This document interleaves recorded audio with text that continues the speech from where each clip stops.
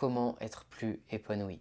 Si on fait de l'épanouissement, du bonheur, une volonté, on aura plus de chances d'atteindre ce but. Dans cette vidéo, j'aimerais te partager différents moyens qui peuvent te permettre de ressentir, de développer cet épanouissement au quotidien. Si tu veux améliorer ton mental pour être plus performant, tu peux t'abonner à cette chaîne et activer la petite clochette pour ne rien louper.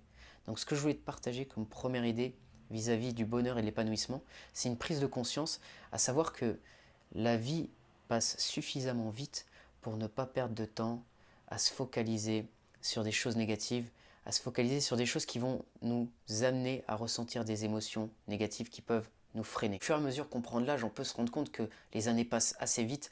Et donc lorsqu'on va se focaliser sur des choses qui n'ont pas de sens, qui n'ont pas d'utilité, en tout cas pour notre poursuite de nos objectifs, que ce soit des objectifs professionnels ou personnels, eh bien on peut être dans l'inefficacité, c'est-à-dire on perd du temps. Par exemple, se focaliser sur des événements négatifs dans l'actualité et ressentir des émotions négatives à répétition par rapport à ça. Peut-être ça peut être de l'énervement, de la frustration, ou encore ça peut être le fait de ne pas prendre du temps pour être avec ses proches, cultiver des relations positives avec les gens autour de soi, parce qu'on est pris par notre travail, on est pris par nos impératifs, et lorsqu'on oublie en fait de cultiver ces moments ces moments importants avec nos proches, à ce moment-là on peut avoir des regrets plus tard.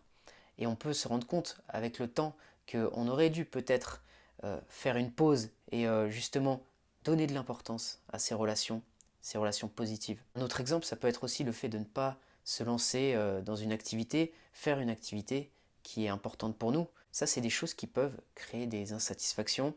Et malheureusement, si on ne les traite pas et qu'on garde la tête dans le sable, qu'on n'essaie pas de se rapprocher en tout cas de ces choses-là, eh bien à terme, ça peut être contre-productif et aller à l'encontre de notre épanouissement personnel. C'est peut-être la perspective long terme qui peut te permettre d'avoir un nouveau regard par rapport à tout ça, une nouvelle perspective, en te demandant est-ce que je fais le bon choix à l'heure actuelle, est-ce que je vais avoir des regrets plus tard.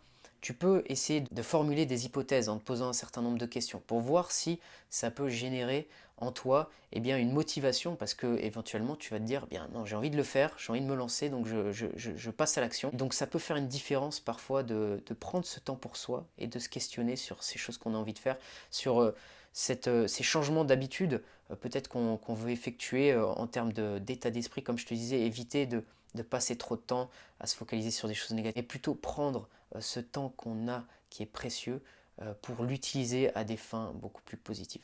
Et c'est pas toujours facile au quotidien parce que, comme je t'ai dit, on a des impératifs, on a aussi des freins, on a aussi notre mental à gérer.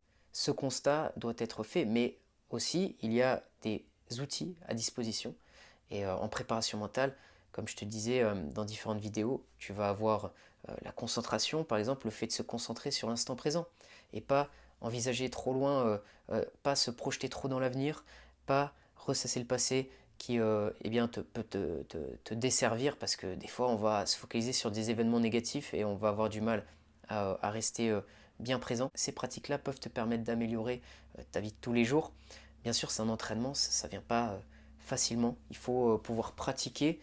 C'est comme la confiance en soi, c'est comme la motivation. Tu vas devoir, comme un muscle, développer ces éléments-là. Et au fur et à mesure, ce sera plus facile à mettre en œuvre.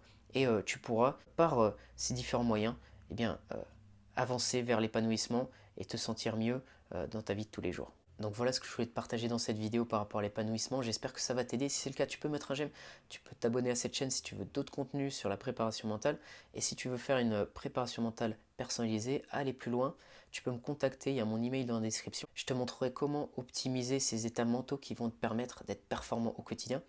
Je te dis à bientôt pour une prochaine vidéo.